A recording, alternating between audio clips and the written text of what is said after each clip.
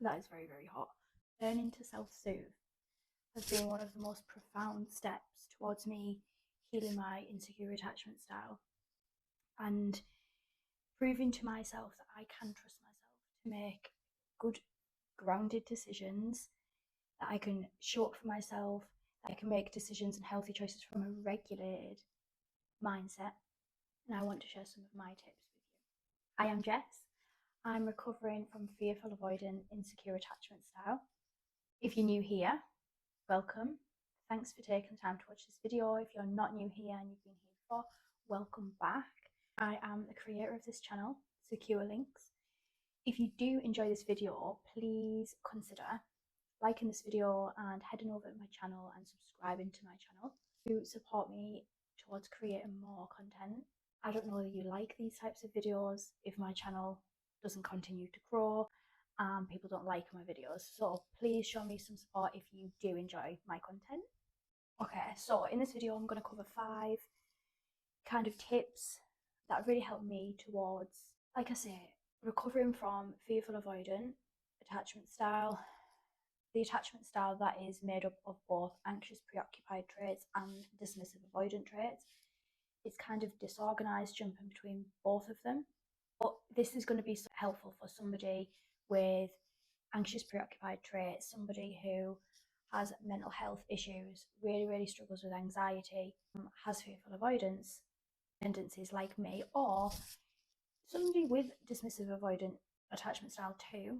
Oftentimes these people are a lot better at self-soothing, but they don't do it in the healthiest of ways. So these are healthy ways to self-soothe. I hope you take something positive from this video. So tip number 1, exercise. Now we've all heard that exercise is good for our mental health. If you don't know me personally, I am a big nerd.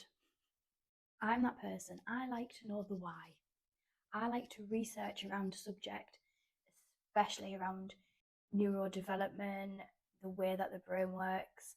Really like to find out what's going on. Why does exercise actually help the brain to calm down? How does it help the nervous system? So I recently read this paper. I will leave the link below in the description so that you can take a look at the paper yourself. Basically, it's a controlled study which explains the more cortisol we release due to physical exercise, the less we release in response to psychological stress. So our bodies are designed to respond to physical stress. So think back in the day when we're running away from lions, tigers, bears, oh my, we're running away from these predators, and when we don't experience these stresses, our brain searches for ways that we can release this built up cortisol, aka through psychological stress.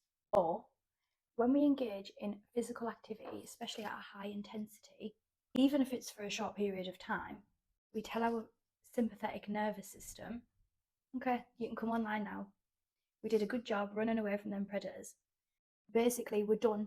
We don't need our parasympathetic nervous system, fight, flight, freeze system online anymore because we finished running away from whatever animal's chasing us, which basically is just us doing, I don't know, like 50, 100 star jumps or dancing around like a mad, crazy woman, actually going for a run and simulating that physical stressor. And then our brain can go, great, now I can chill. Tip number 2, meditating. I love meditating. Again, bit of a science nerd. So I would like to explain this on a scientific level first, and then kind of go into other ways that it can help. But basically, ways that it can activate our sympathetic nervous system is when we're running away from a predator, our breathing is fast and it's not very controlled. To combat this, we can breathe slowly and with intention to tell our brain we're not running away from anything. We're sat here, we're just chilling, we're breathing nice and calmly, and that activates our sympathetic nervous system, which is when we're calm. When we're in a state of fight, flight, freeze, a lot of blood is sent to our limbs. Now this makes sense because if we're wanting to fight something or run away, the muscles in our arms and legs are going to need lots of blood to work properly.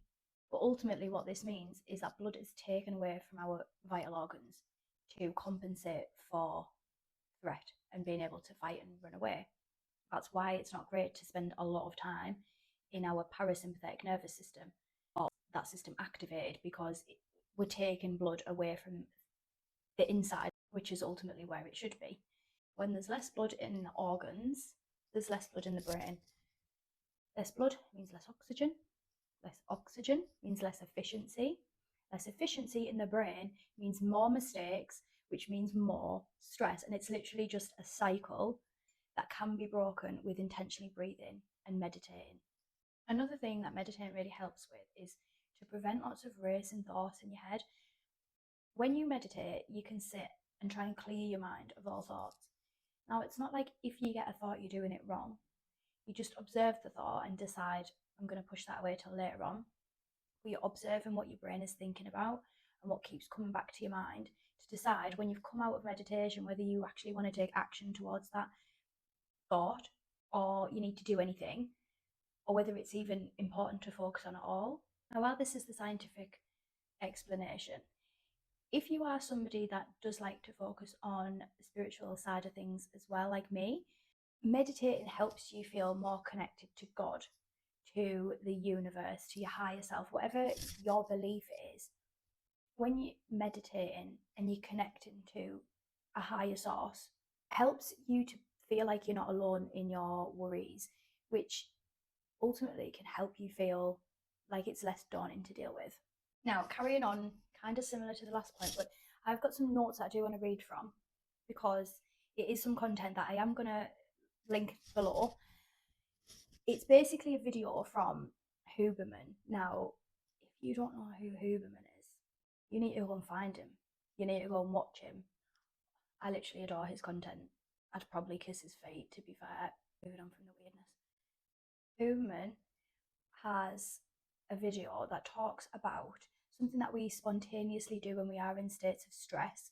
So I've noticed that when I'm crying, I do this. And basically what it's called is a psychological sigh, which is ultimately a double inhale, which, excuse me, I am reading from notes here. I've written double inhale, which fills up the sacs in the lungs efficiently, and then with a long exhale, this rids the body of carbon dioxide, which calms the body very quickly.